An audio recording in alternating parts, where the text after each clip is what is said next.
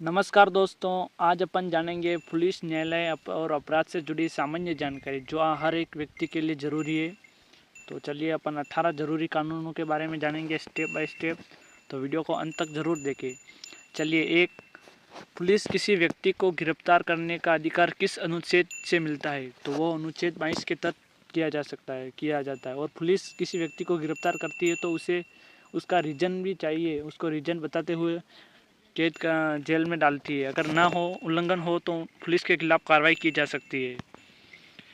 चलिए, आपका प्रश्न 2, गिरफ्तारी व्यक्ति को 24 घंटे में मजिस्ट्रेशन के सामने पेश करना किस अनुच्छेद में है? तो अनुच्छेद 22 के दूसरे में स्थित है, यानी कि गिरफ्तारी व्यक्ति को अपने मजिस्ट्रेशन यानी कि अपने सबूत को पेश करने की 24 घंटे में पेश कर सकता है। चलिए, 3, बिना कारण जेल में डालना किस अनुच्छेद का उल्लंघन है? 21। चलिए, 4, बिना मुकदमे के जेल में रखना क्या कहलाता है? ये नागरिक निरोध है, यानी कि ये अनुच्छेद 22 के तीसरे चैप्टर के 7वां भाग में है कि किसी भी व्यक्ति को बिना मुकदमे के जेल में नहीं रखा जा सकता। चलिए, 5वां, गिरफ्तारी के कारण बताना पुलिस की जिम्मेदारी किस अनुच्छेद में है? 22वें अनुच्छेद के 1.1 भाग में है। चलिए, प्रश्न 6, गलत तरीके से जेल में डालने पर व्यक्ति कोर्ट में कहाँ जा सकता है? अनुच्छेद 32 के साथ व्यक्ति जेल में जा सकता है पुलिस के खिलाफ कार्रवाई करने के लिए। चलिए, प्रश्न 7, किसी की स्वतंत्रता छीनी नहीं जा सकती, यह किस अनुच्छेद में है? यह तो दोस्तों ये अनुच्छेद 21 में है। इसके तहत किसी की व्यक्ति की स्वतंत्रता आप छीनी नहीं जा सकती, चाहे कोई भी हो। चलिए, 8, बिना अपराध के जेल में रखने पर कौन सी रिट दायर की जा सकती है? तो हेबियस कॉर्पस, यानी कि हेबियस कॉर्पस एक रिटायर होती है जो आप कर सकते हो अगर आपको बिना अपराध के जेल में डाला जाए तो। चलिए, 9, गिरफ्तार व्यक्ति को वकील रखने का अधिकार किस अनुच्छेद में है? तो 22वें अनुच्छेद में है। चलिए, बिना कानून की प्रक्रिया के दंड देना किस अनुच्छेद में वर्जित है? तो आपका सही उत्तर होगा अनुच्छेद 20 के तहत बिना कानून की प्रक्रिया के दंड देना वर्जित है। कोई भी दंड नहीं दे सकता अगर बिना कानून की प्रक्रिया के दौरान। चलिए, 11, एक अपराध के लिए 2 बार सजा नहीं दी जा सकती, किस अनुच्छेद में है? तो वह अनुच्छेद 20 में। चलिए,